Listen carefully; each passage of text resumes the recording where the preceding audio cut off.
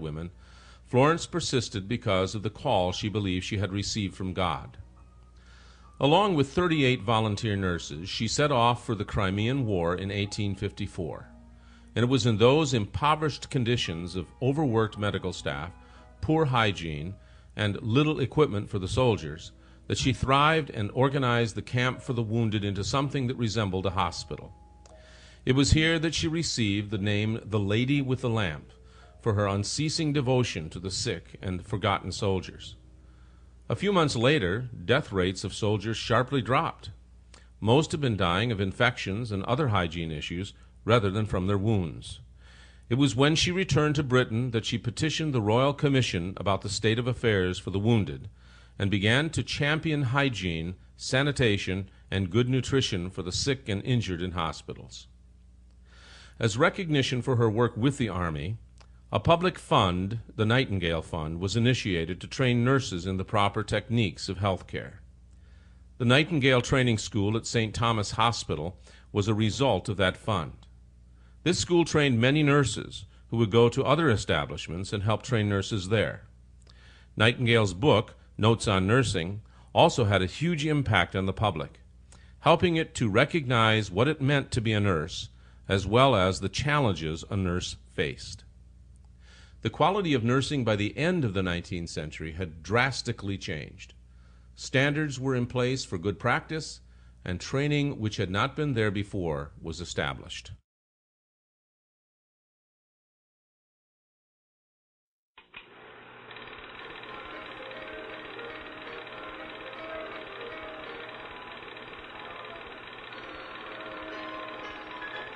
The regulation of the nursing profession and the incorporation of a level of required standards for nurses did not occur until early 1900s.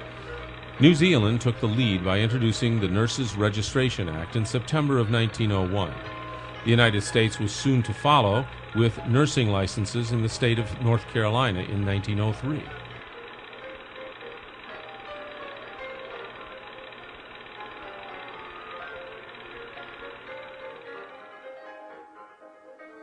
Nursing education was received primarily from hospitals rather than colleges or universities. During this time period, hospitals evolved from facilities for the extremely poor and death-bound to institutions for general health treatment and childbirth. It wasn't until the mid-1900s that nursing education began to move into institutes of higher education. In the early 20th century, the nursing profession gained much recognition and support from the United States military. The Army Nurse Corps was established on February 2, 1901. In 1902, a congressional bill was proposed for the establishment of the U.S. Navy Nurse Corps. The Navy Nurse Corps was a formal organization allowing females aged 26 through 40 a 15-year career and additional service in the Navy Reserves. The bill failed twice, but eventually passed on February 6, 1908. Soon after, in 1909, the American Red Cross Nursing Service was formed.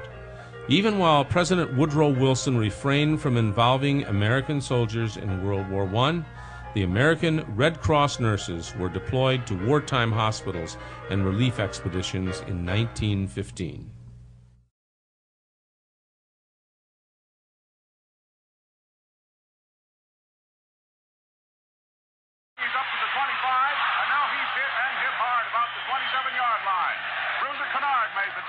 We interrupt this broadcast and bring you this important bulletin from the United Press. Flash, Washington. The White House announces Japanese attack on Pearl Harbor. At the dawn of World War II, nurses were removed from their familiar hospital environment and placed at the bedsides of wounded soldiers responsible for treatment decisions for the first time. The war rapidly brought on an increased demand for nurses. To ensure adequate nursing staff for the duration of the war, the Cadet Nurse Corps program was initiated in 1943. There was a staggering shortage of nurses able to meet civilian needs, so the Bolton Bill was proposed.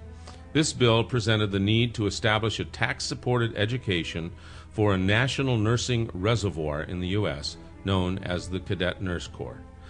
On June 15, 1943, the bill passed into law.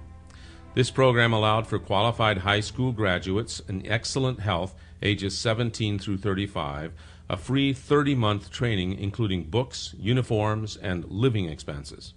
Overall, 179,000 women passed through the Cadet Nurse Corps during its duration, which ended October 15, 1945. Around this time, the U.S. military and Congress authorized an officer's rank for nurses. President Franklin Delano Roosevelt asked Congress in 1945 to draft nurses into the military.